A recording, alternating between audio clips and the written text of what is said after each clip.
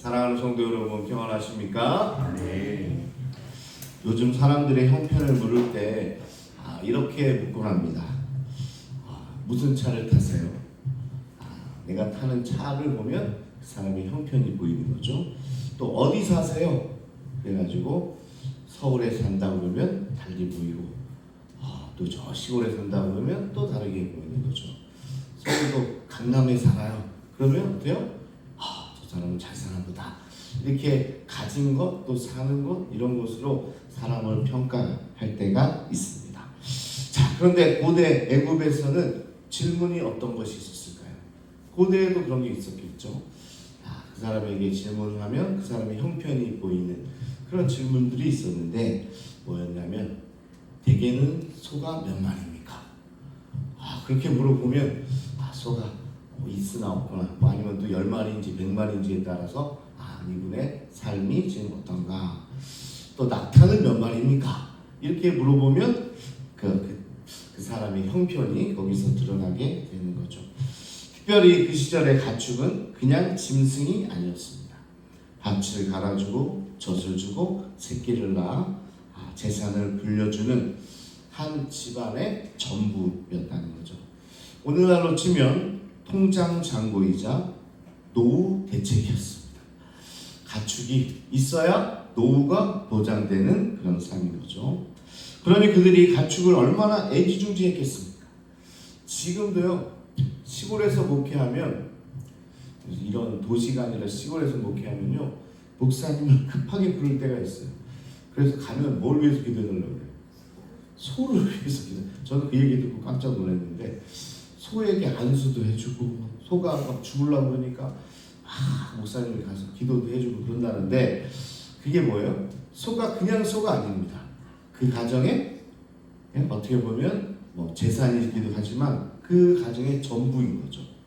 그 소가 있어야 자녀들도 먹이고, 그 소가 있어야 노후 대책도 되고, 그 소가 있어야 입에 풀칠을 하는 그런 가정이니까, 시골에서 목회하려고 한다면 가서 이 소가 건강하게 해달라고 기도도 해주고 한다고 합니다. 자, 이렇게 오늘 나오는 가축은 그냥 기르던 개가, 기르던 고양이가, 애완동물이 그냥 죽게 된다. 그럼 그게 재앙이겠습니까? 그렇게 큰 재앙은 아니겠죠. 근데 지금 삶의 전부를 잃게 되고, 여러분들의 재산을 다 잃게 되는 거예요. 요즘으로 하면 아파트라고 합시다. 아파트. 여러분이 딱 이제 하나 남아서 이 아파트에 살고 있는데 갑자기 보증을 잘못 써가지고 아파트가 하루아침에 날아간다고 생각해보세요. 이제 좀 감이 오시나요? 그런 재앙이죠. 그 재앙이 지금 어떻게 보면 이 애굽 땅에 5번째로 임하게 됩니다. 자, 이 애굽 사람들이 이 가축들을 얼마나 소중하게 여겼으면 아예 신으로 섬겼다고 그래요. 그래서 황소 머리를 한 신 아피스라는 신이 있고, 암소 모양의 여신 하토르를 세워놓고 매일 절하면서 빌었다고 합니다. 제발 우리 손을 좀 지켜주십시오. 우리 재산을 좀 지켜주세요. 이렇게 매일같이 빌었대요. 사람이 무언가를 너무나 사랑하면 그것이 어느새 신이 됩니다. 오늘 새겨드려야 될 말씀이죠. 너무 사랑하는 게 있으면요, 그게 우상이 될 가능성이 크다. 자, 가축, 소, 어떻게 보면 그 가정의 가장 귀한 것인데, 그게 자꾸 그것을 귀하다, 사랑하다 하니까 신이 돼가지고 그 신이 자기 가족을 지키고 있다고까지 여기게 되는 거죠. 자, 그러면서 오늘 5번째 재앙이 시작되는데, 앞에 4 재앙과는 결이 다르죠. 자, 피, 개구리, 이, 파리, 어떻게 보면 불편하고 괴로운 재앙이었습니다. 그런데 이번에는 삶의 뿌리를 완전히 뒤흔드는 거죠. 재산이 무너지는 순간입니다. 하나님이 모세를 통해서 경고하죠. 내 백성을 보내라. 만일 보내지 아니하고 억류하면 여호와의 손이 들에 있는 너의 가축에게 임할 것이다. 여기에서 여호와의 손이 등장합니다. 여호와의 손. 지금까지는요, 아론의 지팡이로 또 모세가 팔을 펴서 재앙을 내렸는데, 이제는 하나님이 친히 손을 대신다는 겁니다. 우리 어저께 뭔 얘기를 했죠? 하나님의 손가락이 까딱까딱하니까 어떻게 됐어요? 그런데 손가락 정도가 아니라 하나님의 손이 치겠다라고 경고하고 있는 겁니다. 자, 생각해 보세요.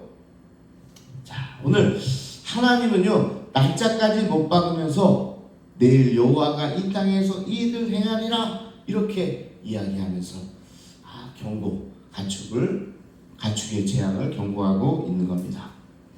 자, 이게 무슨 뜻입니까? 하루의 여유를 주신 거예요. 그냥 내일까지 경고하는 게 내일까지 안 하면 혼내겠다 이런 뜻보다는 내일로 하루의 여유를 주고 너의 마음을 돌이킬 수 있는 시간을 준 겁니다. 자, 이것을 보면서 우리가 느낄 수 있는 것은 하나님은 심판을 선포하면서도 끝까지 문을 열어두시는 분이시다. 심판과 함께 은혜의 문을 열어주고 계신다. 그럼 어떻게 해요? 그 시간에 돌이켜야 되는 거죠. 그 시간이 지나가면 걷잡을 수 없는 재앙이 이르게 될 겁니다. 이튿날 말씀 그대로 들녘의 소와 말과 낙타와 양들이 그냥 픽픽 쓰러지게 됩니다. 애굽 사람들이 지켜달라고 그토록 빌었던 소들이 정작 아무것도 지키지 못하고 자기가 먼저 쓰러지고 있는 거죠. 야, 소를 섬기고 또 여러 가지 가축들을 섬기면서 우리 가정을 지켜달라고 했던데 어떻게 해요?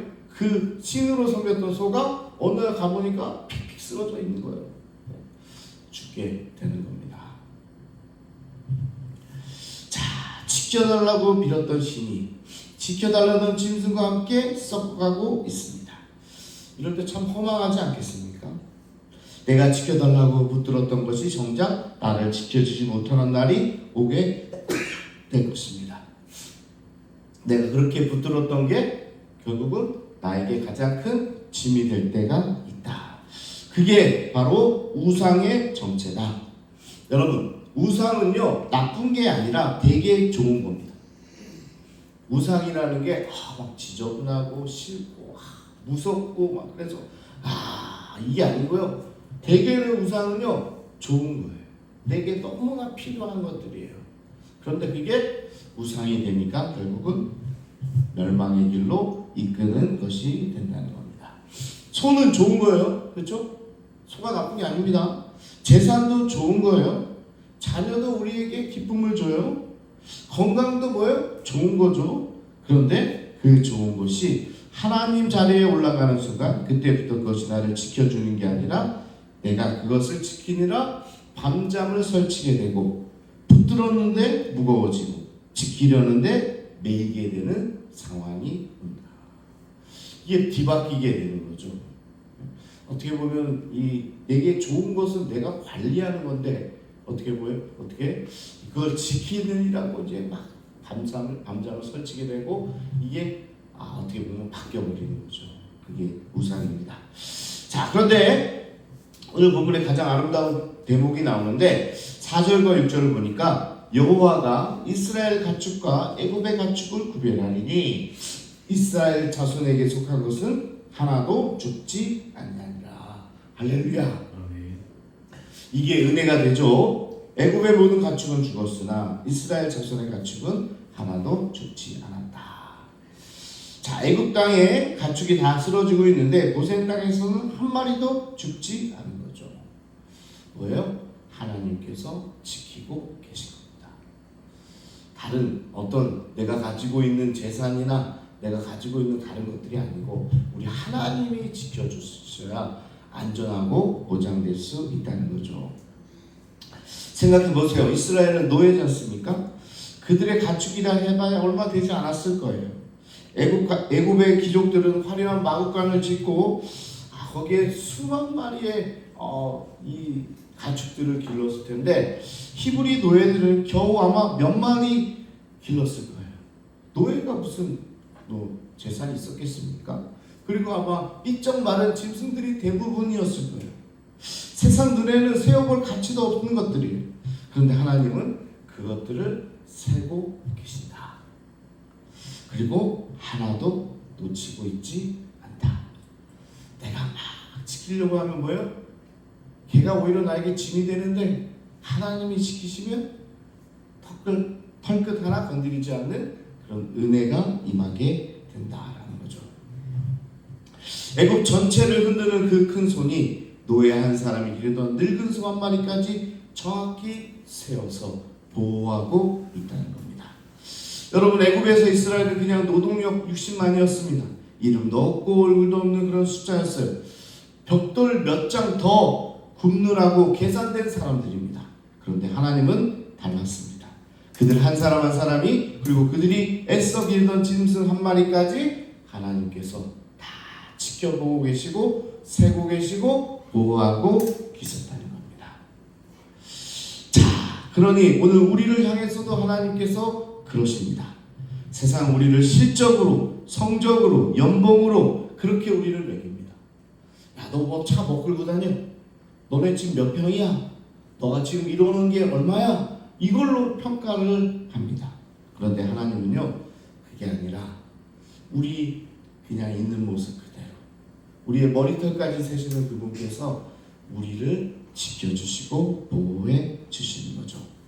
참새 한 마리도 하나님 허락 없이는 땅에 떨어지지 않는다고 하셨습니다. 그러니까 여러분이 오늘 밤새 끌어안고 오는 그 문제, 아무도 몰라주는 그 짐, 하나님은 다 알고 계시고 하나님께서 친히 지켜주고 계신다. 그 사실 믿으시기 바랍니다. 내가 지키려고 하면 우상이 되지만 하나님이 지키시면 어떻게 해요? 보호받는 그 대상이 된다는 거죠. 어느 시골 교회 권사님 이야기입니다. 이 권사님이요, 남편 일찍 여의고 홀로 자식 넷을 키웠다고 해요. 가진 것은 손바닥만한 이 밭 한 떼기와 늙은 소 한 마리였다고 합니다. 그 소가 밭을 갈아주고 새끼를 낳아주면 그거를 팔아가지고 뭐 했겠어요? 자식들 등록금을 댔답니다. 권사님에게 그 소는 그냥 짐승이 아니라 온 가족의 생명줄이었습니다. 어느 해 겨울 마을에 전염병이 돌았어요. 앞집에 소도 죽었다는 얘기를 들었고 뒷집에 소도 그냥 비실비실거리고 있다는 이야기를 들었습니다. 그러니까 권사님은 밤마다 외양간 앞에 가마니를 깔고 앉아 울면서 기도했다고 그래요. 뭐 할 수 있는 게 없잖아요. 뭐 전염병이 눈에 보이는 것도 아니고. 그러니까 그 소 앞에 가서 맨날 하나님, 저 소가 죽으면 우리 애들 학교도 못 보냅니다. 저 소 좀 살려주세요. 그렇게 며칠 밤을 세워서 기도했다고 그래요. 그랬더니 신기하게도 그 소만 멀쩡했대요. 앞집 소도 다 죽었고 뒷집도 비실거리다가 다 죽었고 그 지역 자체에 그냥 전염병이 돌아가지고 가족들이 다 죽었는데 자기 집 이 소만 멀쩡하게 살아있었다는 겁니다. 훗날 자식들이 다 자라 도시로 나가고 권사님이 연세가 많이 드신 후에 이런 고백을 하십니다. 나는 그때 하나님이 우리 소를 살려주시기에 참으로 고마웠는데 살다 보니까 그게 아니더라. 하나님이 살려주신 건 소가 아니라 소 한 마리 붙들고 울고 있던 나더라. 하나님이 소를 붙들어 주신 게 아니라 나를 붙들어 주고 계셨더라. 그 겨울에 내가 하나님께 나아 기도했더니 하나님이 나와 우리 자녀들의 삶을 완전히 보장해 주셨다.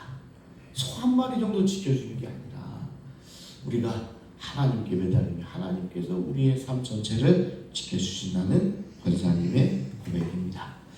여러분, 하나님은요 우리 소를 세시는 분이지만 사실 더 정확히 이야기해서는 소를 붙들고 사는 우리를 지켜보고 계신 분이십니다.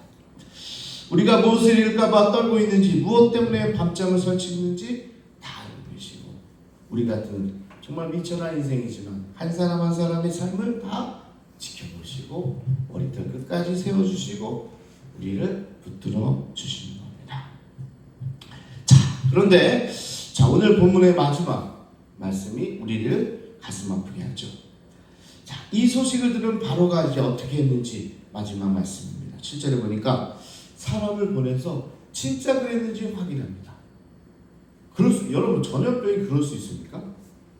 지금 전염병이 전체를 다 돌았는데 우리 AI 좀 물어보려고 했는데 AI가 전체 다 돌았어. 포천 지역을 다 돌았어. 그런데 예수 믿는 집에 양계장에는 그걸 그냥 지나간 거예요. 그게 기적이죠. 그게 기적 아닙니까? 그러니까 바로가 못 믿겠다는 거예요. 야, 못 믿겠다. 어떻게 그런 일이 일어났냐? 다 뻥이다. 쟤네들이 우리한테 뭘 하려고 거짓말을 치고 있는 거야. 그래서 사람은 급파해. 그래서 고생 땅에 한번 가봐라. 그래서 이제 갔는데 정말 히브리 사람들은 가축은 멀쩡한지 한번 봐라. 왕이시여, 정말입니다. 저들의 가축은 한 마리도 죽지 않았습니다. 그런 보고를 듣게 되죠. 두 눈으로 확인한 겁니다. 여러분, 이보다 더 명백한 증거가 있겠습니까? 가축이 다 죽었는데 진짜 고센 땅에서는 한 마리도 죽지 않았다. 그럼 우리 같으면 진짜 이번에 포기했으면 괜찮을 텐데, 그때도 바로의 마음이 완강하여 하나님의 말씀을 듣지 않는 거죠. 그러면서 이제는 저는요, 바로가 좀 가벼워요. 우리는 알잖아요. 10가지 잘 끝까지 가야 된다는 거. 그러니까 좀 바보 같아. 이쯤에서 돌아섰으면 그 다음부터 맞는 것도 뭐 자리 장자들 막 죽는데 이제 그런 거는 피해 가잖아요. 여러분, 안 불쌍해요? 궁일한 마음을 좀 가지세요. 얼마나 불쌍합니까? 그런데 똑같아요. 우리도 하나님이 이쯤 했으면 돌아서야 되는데 또 얻어맞고 또 얻어맞고 또 얻어맞고 정말 피폐할 때까지 가야 정신 차리니 참 안타까운 일입니다. 그래서 여러분, 주변에 바로 같은 인생을 살고 마음이 딱딱해져 있고 완강해져 있고 이 껍질이 얼마나 두꺼운지 그 말씀이 조금 갈 수가 없다면 오늘 그를 위해서 기도하시기 바랍니다. 여러분, 바로는 몰라서 안 믿은 게 아닙니다. 알고도 안 믿은 거예요. 확인까지 해놓고도 돌이키지 않았습니다. 왜죠? 놓기 싫은 게 있었으니까. 사람은 증거가 없어서 안 믿는 게 아닙니다. 놓기 싫은 게 있어서 안 믿는 거예요. 붙들고 있는 게 있는 거예요. 이거 놓으라고 그러니까 못 놓는 거죠. 이게 참 슬픈 현실입니다. 사랑하는 여러분, 오늘 여러분 밤잠을 설치며 붙들고 있는 소 한 마리는 있지 않습니까? 여러분들도 내가 붙들고 있는 그것을 하나님이 이미 세워주십니다. 하나님이 세워줘야지 여러분이 붙든다고 되는 게 아니라는 거죠. 그러니까 오늘 하루 그것을 지키느라 잔뜩 힘이 들어간 손에서 조금만 힘을 빼보세요. 그게 자녀일 수도 있고, 그게 건강일 수도 있고, 그게 다이어트일 수도 있고, 그게 내가 지금 막 쫓고 있는 거, 그거 내가 지키려고 하면 진이에요. 그런데 하나님이 다 세워보고 계시고 다 때가 되면 그것만 살짝 넘어가는 겁니다. 하나님이 지켜주시니까. 내가 지켜야 한다고 밤새 움켜쥐던 그 손을 펴고 이렇게 안 해보십시오. 주님, 이것도 제 것이 아니라 주님의 것입니다. 주님이 세어 지켜보고 계심을 믿습니다. 자, 오늘 집으로 돌아가시거든 잃을까봐 걱정됐던 것들 말고 지금 내 곁에 남아있는 것들을 한번 여러분들을 세워보십시오. 하나님 지금까지 지켜주신 것들이 생각보다 많은 겁니다. 그것을 하나하나 세보시면서 오늘도 우리 곁에 계신 하나님의 손길이 여러분의 삶을 지키고 있다. 그것도 아주 따뜻하게 지켜주고 있다는 사실을 기억하시기 바랍니다. 우리 함께 기도하겠습니다. 기도할 때 바로가 얼마나 안타깝습니까? 그런데 바로 같은 인생을 살면 안 되잖아요. 하나님이 지켜주셔야 사는 겁니다. 온 땅이 전염병이 들어도 하나님이 지켜주시는 고된 땅에는 그런 일이 없어요. 내가 지키려고 하는 순간 그건 짐이 되고 때로는 우상이 되고 때로는 그것 때문에 내 삶이 피폐해지는 겁니다. 오히려 하나님께 맡겨드리면 하나님께서 세신바 되어서 우리 머리띠까지 머리카락 하나까지 세시는 그분께서 우리의 삶을 지켜주신다는 사실입니다. 바로와 같은 어리석은 자 없게 하여 주시고 오늘 내게 가장 소중한 것, 여러분이 가장 사랑하는 것이 있다면 오히려 우상으로 만들지 마시고 오히려 하나님께 내어드림으로써 하나님께서 지키시도록 하나님 손에 올려드림으로써 오히려 여러분 발 뻗고 주무시기 바랍니다. 오히려 하나님께 맡김으로 여러분 정말 평안한 삶을 살기를 원합니다. 그게 우리에게 주시는 교훈입니다. 우리 함께 주여 한번 부르시고 내가 진짜 소중하게 여기면서 밤잠 설치면서 이걸 지키려고 그냥 그 재산 지키려고 그 아파트 지키려고 그렇게 아둥바둥 살고 있는 게 있다면 그 사업 지키려고 막 발버둥치는 게 있다면 오히려 하나님께 내어드리겠다 그렇게 결단해보면 어떨까요? 이 시간 함께 기도하도록 하겠습니다. 주여 아버지 하나님 감사합니다.